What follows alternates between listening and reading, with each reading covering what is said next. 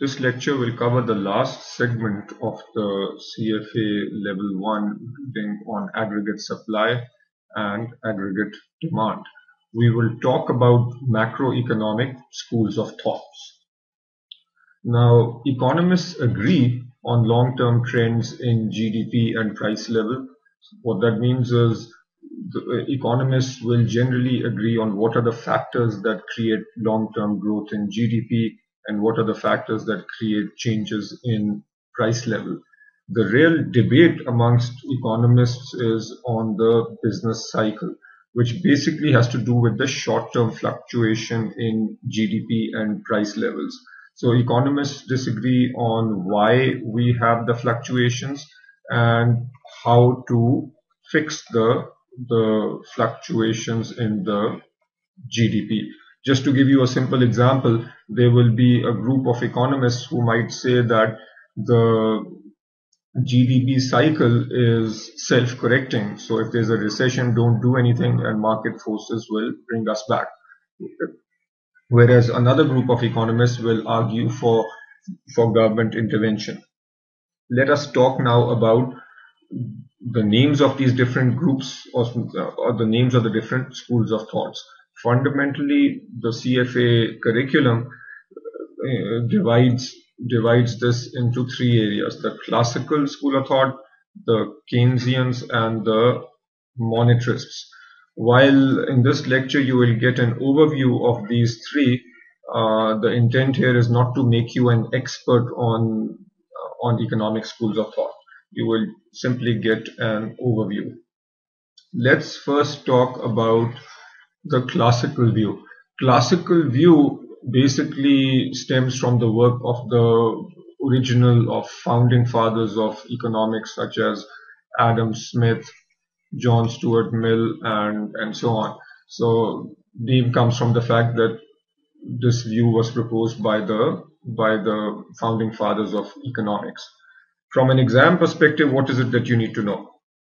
Essentially, the most important points are outlined on this slide, and you must know that as far as the classical view is concerned, technological change is the most significant influence on your aggregate demand and aggregate supply.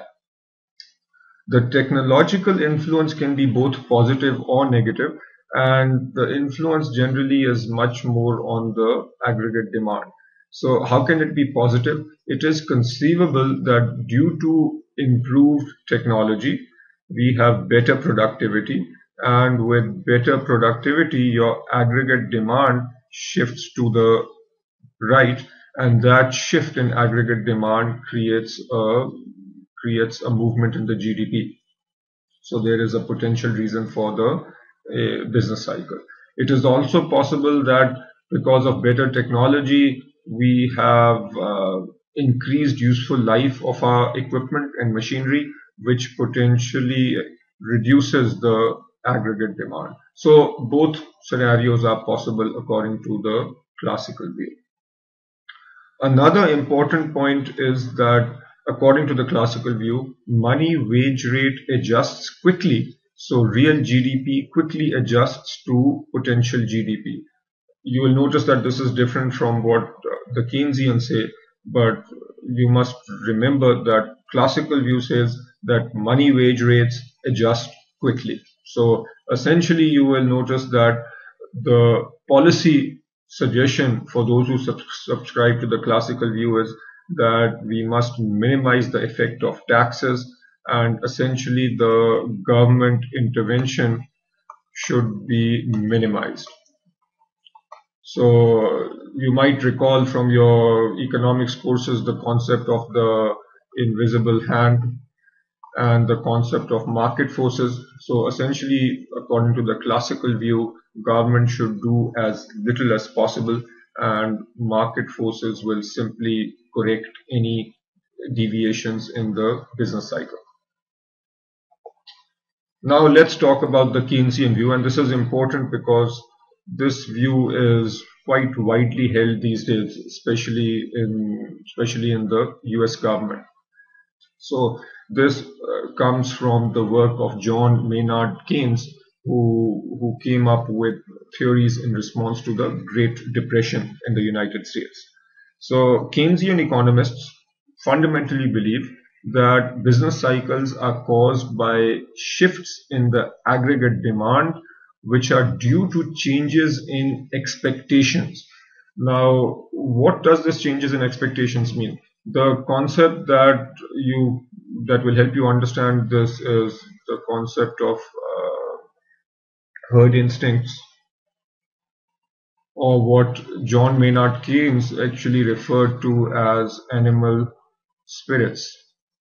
The idea being that if certain influential people in your economy express a certain view or have a certain thought on which direction the economy is headed, then that creates expectations and the whole society then tends to follow.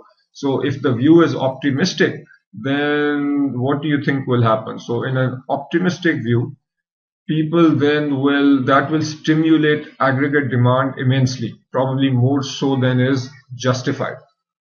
So the key point is that business cycles are caused by shifts in aggregate demand, which happen due to changes in expectations in the society. That's important point number one. The second very important point for Keynesians is that wages are downward sticky. What does that mean? It means that and you can probably relate to this, if the market is overheated and wages are going up, so you receive say a 10% raise, you will take that very happily. But on the other hand, if we are in a recession, there is unemployment, wages, there might be a downward pressure on wages, but this is much harder to digest. So this is harder to digest, and people might potentially, at least in the short run, prefer unemployment to a wage reduction. And since people prefer unemployment to a wage reduction in the short run, that's where this term downward sticky comes. So downward sticky means that wages don't move down so easily, but they move up quite easily. So that is why, at least per what we have discussed in the earlier part of this reading, in the short run, the aggregate supply, which is the short-run aggregate supply, does not shift. So if you recall, when there were increases in price levels, or at least if there is a decrease in price levels, then we move along the short-run aggregate supply. So short-run aggregate supply does not shift in the short run. So recessions can be prolonged. Why are recessions prolonged? Because if there is downward pressure on wages, there is high unemployment. If people are not willing to work at lower wages, then recessions can go on for a longer time. So what is the policy directive that Keynesians would propose? If we are in a state of unemployment, then we would be stuck because wages are downward sticky and people are not willing to take lower wages. So to restore full employment, the government must increase aggregate demand either through monetary policy or fiscal policy. So you can probably relate this to the recent stimulus package in the United States, where we were essentially in a recession, and to get out of the recession, the government had to put forward multiple stimulus packages, which essentially through monetary and fiscal policy were boosting aggregate demand. So that highlights the fact that the Keynesian view is quite commonly held, at least in the US economic circles. A slight modification to the Keynesian view is the new Keynesian view, where it's very similar. The subtle addition is that not just wages, but other productive inputs are also downward sticky, which becomes another barrier to the restoration of full employment. So further justification for the fact that we need some sort of stimulus if we are in a recession. So notice some key differences here between the Keynesians and the monetarists.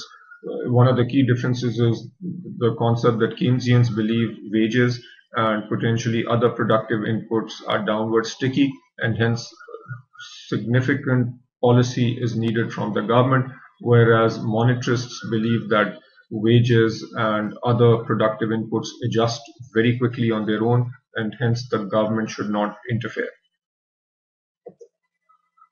Finally, you need to understand the monetarist view. According to monetarists, the economy is self-regulating, so it will normally operate at full employment if the monetary policy is not erratic.